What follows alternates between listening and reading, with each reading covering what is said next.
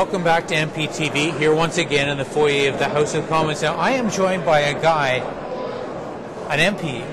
It takes this guy like 14 hours to get from his riding to Ottawa. I mean, I think I got a bad job, 5-hour drive. He's got 14 hours each way every week. And Larry, you go back home every weekend, right? Every week, yes. It's exhausting. Unbelievable. He's the member of Parliament for Yukon, which is like the size of most countries.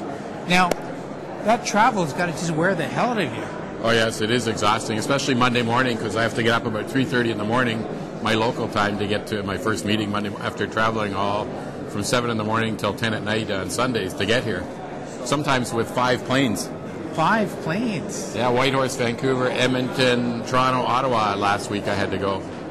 That's amazing. Wow. That's, I mean, most people watching this could not comprehend doing that every few days. Any reason you go back every weekend? I mean, would your constituents understand that, or do they demand that level of service? Well, there's always events that they want me to go to, 3 or 4 on a weekend. If there wasn't anything, I wouldn't go back. Yeah. But they will always ask me to go to something, and I'm representing them, and I'm here all week, so it's the only time I get to see them.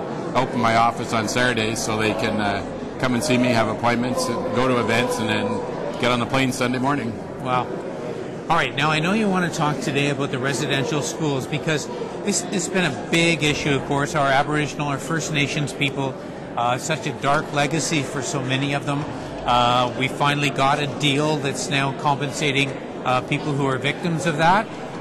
We've sort of had an apology, or we've talked about it, but maybe you can update people on exactly where we are, because I know it's a big issue in your area.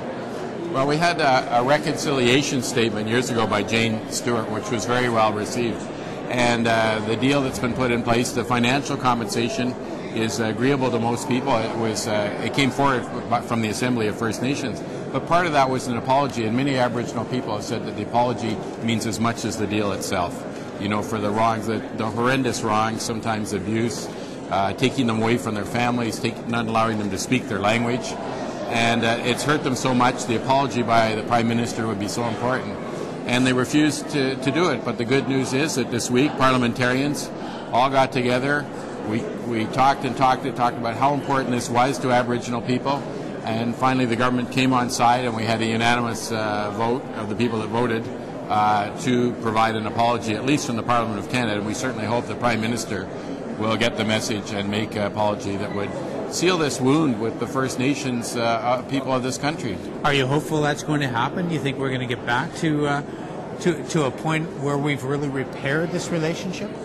Well, because this agreement, including the apology, came from the First Nations, it was what they asked for. Yeah. I think it has gone a long way already, and the apology is really the last piece in the puzzle, and it really needs to be put in place. And it's going to come. If it's not this government, it'll be the next. All right. Now, as well, Larry, I know another issue in your riding is search and rescue, because, I mean, the size of your riding, it has to be a big issue. Transportation is always an issue there. And I know there's been some disappointment that the equipment that's required in the north just hasn't arrived. Why not? Yeah, well, Canadians may find this astounding, but for the entire north of half of Canada, National Defence has not provided any search and rescue planes. None? There are none stationed in the northern half of Canada. So I've been lobbying for several years now. The Government of Canada has approved a project, the expenditure, years ago, but they haven't spent it. They haven't come forward, put the tender out. And in the past, the old planes that are left, they're all stationed near close to the United States border. None of them are in the north. And we committed during the election to putting 4 north of 60, and I just wanted to have some planes north of 60, because with the thousands of flights going over the poles, with the cruise ships up there, with northerners at more at risk because of minus 40 temperatures than southerners would be, and far more remote, you know, we need to have a plane up there, and this is a long time battle, and I'm going to keep pushing it. Now, I don't understand a few things. For example, we don't have money to put gas in frigates so they can patrol the coast on the east. We don't have money to put planes in the north, and yet we just found, what, $700 million to buy second-hand tanks? Yeah, I think we were leasing them, actually. $650 million to buy military equipment for after the war's over, after our participation, our commitment's over. So, I mean, I think we're doing a great job around the world, and we should continue doing it. but we can't, not at the expense of Canadians' safety. You know, you have to put Canadian safety high on our agenda, and it's very unconscionable that we would not get the new rescue planes that all Canadians need and put some of them north of 60. All right. Okay, you getting on the plane soon? Tomorrow morning at 7 a.m. And you get home when then?